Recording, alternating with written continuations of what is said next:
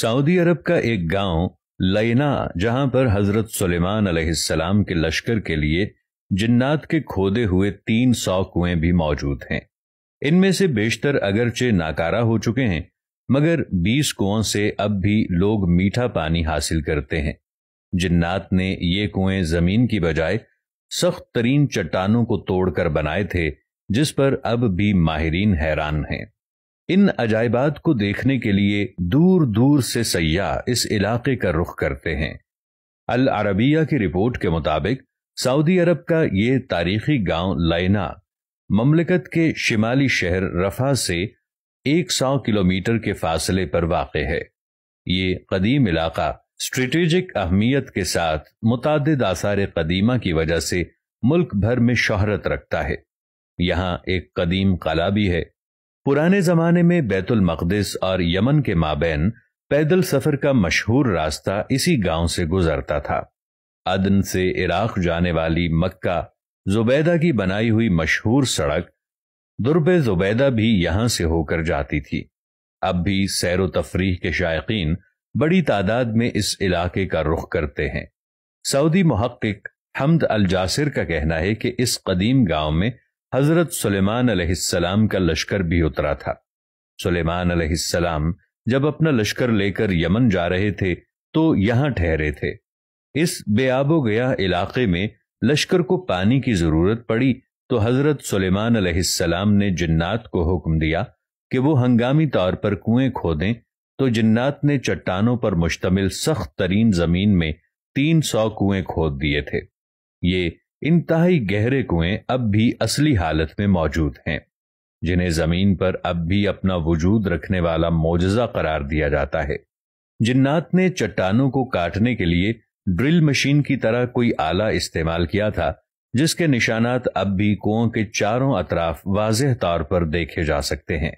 ماہرین اس پر تحقیق کر رہے ہیں کہ جنات نے آخر کس طرح ان سخت ترین چٹانوں کو 60 سے 80 میٹر گہرائی تک کاٹ دیا تھا، اور انہوں نے کون سے علاقے کی مدد سے ایسا کام کیا تھا۔ اگرچہ ان 300 میں سے اس وقت صرف 20 کنویں ہی کارآمد رہ گئے ہیں، تاہم سارے کنووں کے نشانات اب بھی یہاں موجود ہیں۔ ان کنووں کو دیکھنے والا ہر شخص حیرت زدہ ہو کر رہ جاتا ہے۔ تاریخی روایات کے مطابق جب حضرت سلیمان علیہ السلام اپنے لاؤ لشکر سمیت یمن جا رہے تھے تو وہ یہاں دوپہر کے کھانے کے لیے اترے تھے۔ لشکر میں جنات کی فوج بھی شامل تھی۔ جب لوگ پیاسے ہوئے تو حضرت سلیمان علیہ السلام نے جنات کی فوج کے کمانڈر سبتر کی طرف دیکھا تو وہ ہنس رہا تھا۔ حضرت سلیمان علیہ السلام نے اس سے ہنسنے کی وجہ پوچھی تو اس نے کہا کہ آپ لوگ پیاس سے تڑپ رہے ہیں، مگر میٹھا پانی آپ کے قدموں کے نیچے ہی ہے۔ حضرت سلیمان علیہ السلام نے سبتر کو پانی نکالنے کا حکم دیا تو تھوڑی دیر میں اس نے اپنی فوج کی مدد سے 300 کنویں کھود دیے اور سیدنا سلیمان علیہ السلام کا پورا لشکر سیراب ہو گیا۔ معروف مورخ یاقوت حمودی کے دور تک یہ سارے کنویں میٹھے پانی سے لبالب بھرے ہوئے تھے۔ یاقوت حمودی نے اپنی کتاب معجم البلدان میں لکھا ہے کہ لینا عراق کے شہر واسطہ سے مکہ مکرمہ جاتے ہوئے 7ویں منزل پر آتا ہے۔ یہ علاقہ اپنے میٹھے پانی کے کنووں کی وجہ سے شہرت رکھتا ہے۔ ان کنووں کی وجہ سے یہ علاقہ بعد میں ایک تجارتی مرکز بن گیا، جہاں عراق اور عرب کے تاجر منڈیاں لگاتے۔ نجد سمیت سعودی عرب کے شمالی علاقوں کے لوگ یہاں آ کر خریداری کرتے۔ تاجر اپنا سامان تجارت یہیں اگلے سیزن تک محفوظ کیے پہاڑوں پر بنے بڑے بڑے گوداموں میں رکھتے، جنہیں سیابیت کہا جاتا تھا۔ یہ گودام اب بھی وہاں موجود ہیں۔ علاوہ ازیں یہ علاقہ مختلف آثار قدیمہ کی وجہ سے بھی شہرت رکھتا ہے۔ سعودی حکومت نے یہاں ایک شاہی قلعہ بھی تعمیر کرایا۔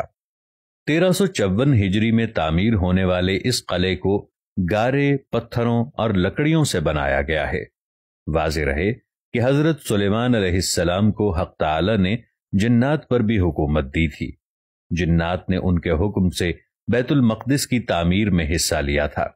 وہ دور دراز سے پتھر اور سمندر سے موتی نکال کر لاتے۔ ان کی تعمیر کردہ عمارتیں اب بھی موجود ہیں۔ اس کے علاوہ بھی حضرت سلیمان علیہ السلام جنات سے بہت کام لیتے تھے، جس کا ذکر قرآن کریم میں واضح طور پر کیا گیا ہے۔